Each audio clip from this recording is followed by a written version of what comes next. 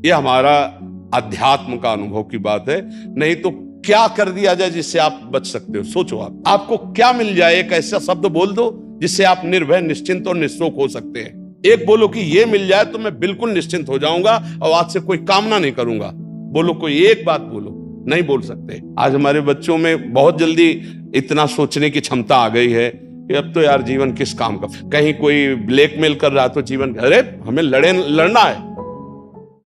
तो ये जो बच्चा बोल रहा है कि हम भयभीत हो जाते हैं, हम शोकित हो जाते हैं, हम आगे, ये नकारात्मक सोच ही तो है। क्यों है? क्योंकि आधार नहीं है। आधार हो तो फौरन उसकी काट है। भगवान है ना, प्रभु है ना। ऐसा कैसे हो सकता है? हम उनका भजन करते हैं, हम उनके आश्रित हैं, ऐसा कैसे हो सकता है? महाराज जी, ये तो सोच रख लिया और इससे हम पार भी हो गए। महाराज जी, फिर जब असफल हो जाएं उसके बाद हमारा क्या मान्यता रहनी चाहिए? सही बात पूछो तो जब आप ऐसा करोगे तो असफलता में सफलता का ही आनंद अनुभव में आएगा। सकारात्मक सोच ही जीवन का सुख है। नहीं तो दुख और सुख और जय और पराजय ये टिकाऊ नहीं है। जैसे दिन टिकाऊ नहीं है, ऐसे रात टिकाऊ नहीं, ऐसे सुख टिकाऊ नहीं है, ऐसे दुख टिकाऊ नहीं। कोई सदैव विजयी नहीं रहता, कोई सदैव हारता नहीं, कोई सदैव सुखी नहीं रहता, कोई सदैव दुखी नहीं रहता। ये क्रम चलता रहता है। दुख के अवसर पर हमें हमारे विचार बचाते हैं हमको। अभी हम अपने विचार में अपने को बीमार मान ले तो हम कल से आने लायक नहीं रहेंगे। ध्यान रखना, हम आज अब भी नहीं मानते कि हम बीमार हैं। तो हमारी निगेटिव सोच जो है ये बिना भजन के नहीं जाएगी। और अगर ये बनी रही तो अरबों रुपया हो, खूब बड़ा पद हो, पति, व्यवस्था, पत्नी, सब कुछ हो, लेकिन नकारात्मक सोच तुम्हें चैन से नहीं रहने देगी। पक्की बात मान लीजिए।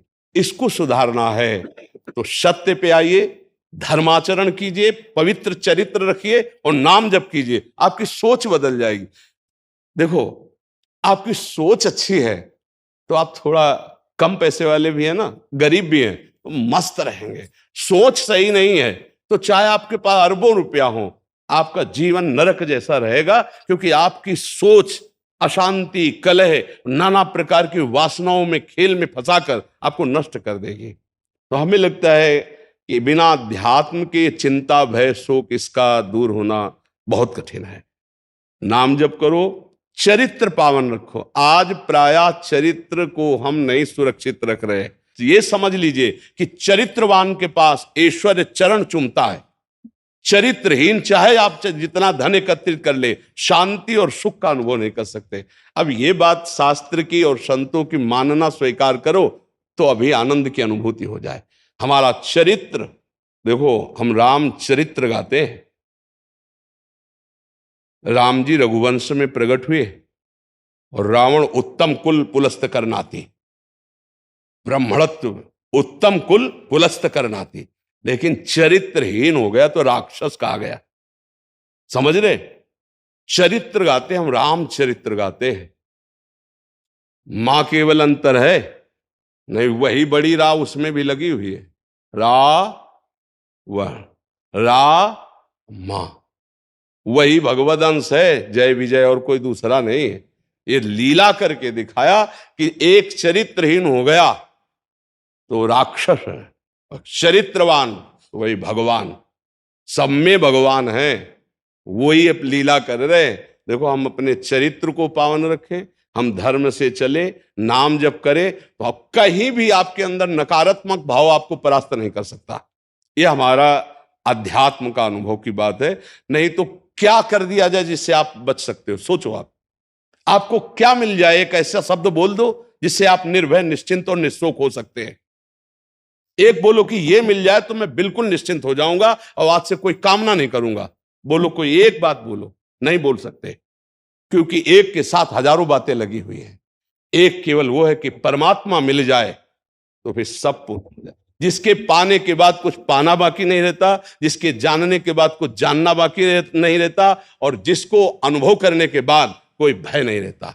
5 वर्ष के प्रहलाद जी हैं, त्रिभुवनपति हिरण्यकश्यप है, सकारात्मक सोच है, मेरा हरि मेरी रक्षा कर रहा है, बाल बांका भी नहीं कर पाया, नहीं कर पाया।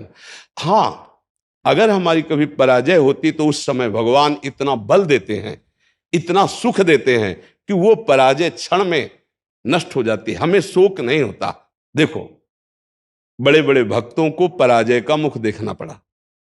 धर्मराज युधिष्ठिर अभिषेक हुआ, इंद्रप्रस्थ के सिंहासन पर चक्रवर्ती सम्राट पद पर बैठे, कपटियों ने कपट करके परास्त किया।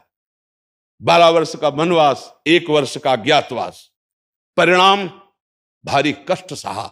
ऐसे महारथियों को छुप के रहना पड़ा, लेकिन परिणाम फाइनल पे आइए तो चक्रवर्ती सिंहासन पर महाराज युधिष्ठिर ही बैठे, उनके कुल में कोई नहीं रह गया, सब विनाश को प्राप्त हो गए।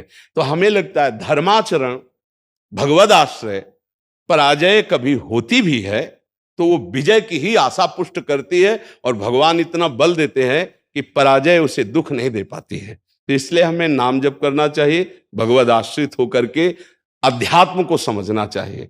आज हमारे नवीन बच्चे अध्यात्म को नहीं समझ रहे, तो बड़ी आचरण में बड़ी अपवित्रता आ चुकी है। आप देख लीजिए कैसे कैसे गंदे अपने जीवन को इन अवगुणों से युक्त कर लिया गया, व्यसन, व्यभिचार। अब ये अध्यात्म का ज्ञान ना होने के कारण अपना नाश कर रहा है। तो चरित्रहीनता, गुणहीनता और नकारात्मक सोचे, अगर इनको हमें ठीक करना है तो हमें बहुत सावधान रहना, हमें अपने चरित्र को बचाना है। आज हमारे बच्चों में चरित्र सुरक्षित नहीं रह पा रहा है। आज बच्चों का जीवन बड़ा संकटपूर्ण जा रहा है। बात पक्की समझना, हमको जब ऐसी बात आती है तो हम दुखी होकर के बोलने लगते हैं कि आज हमारे राष्ट्र का जो ये नवीन भविष्य है, ये संकटपूर्ण परिस्थिति में जा रहा है। गर्लफ्रेंड, ये बॉयफ्रेंड, ये व्यसन, ये इनको चैन से नहीं रहने देंगे। नवीन नवीन अवस्था के बच्चे हैं, जब गंदे आचरणों में फंस जाते हैं, अब उनको ब्लैकमेल किया जाता है। वो अपने माँ बाप से बता नहीं सकते कि दूसरे से कहने घुटते रहते हैं, और अगर ज्यादा घुटन आ गई तो अपने आप को। तो इसलिए हमें लगता है अध्यात्म को समझा जाए और नाम जप करते हुए चरित्र पावन रखा जाए। आपका इसमें कोई संशय? हाँ, आप अच्छे आचरण वाले बने, खूब नाम जप करें और धैर्यपूर्वक विश्वास रखें कि भगवान मेरे साथ हैं। अगर कभी ऐसी हार या पराजय या दुख आता है तो हम उसको सहने के लिए धैर्यवान रहें। हम उसमें इतना निगेटिव न सोच जाए कि हमारा जीवन से ही निराशा हो जाए। आज हमारे बच्चों में बहुत जल्दी इतना सोचने की क्षमता आ गई है कि अब तो यार जीवन किस काम का। कहीं कोई ब्लैकमेल कर रहा तो जीवन, अरे हमें लड़ना है। हम कल भी कह रहे थे कि बच्चों को चाहिए माता पिता से दोस्त जैसा व्यवहार करें, और माता पिता को चाहिए कि बच्चों से दोस्त जैसा व्यवहार करें। दोनों आमने सामने बैठकर उनके हृदय की बात को जानें और उनको दोस्त की तरह सपोर्ट करें, तो आगे बढ़ सकते हैं, वो दलदल में फंसे हुए निकल सकते हैं। नहीं तो कई ऐसे गंदे बच्चे होते हैं जो अच्छे बच्चों को अपने विषय जाल में फंसा करके उनके जीवन को बर्बाद करते हैं। बकाया नकारात्मक सोच के लिए नाम जप बहुत जरूरी है। चाहे आप स्त्री हो, चाहे पुरुष हो, चाहे गृहस्थ हो, चाहे विरक्त हो, जब तक नाम जप नहीं करोगे, आचरण पवित्र नहीं रखोगे, तो वास्तविक सुख का अनुभव नहीं होगा।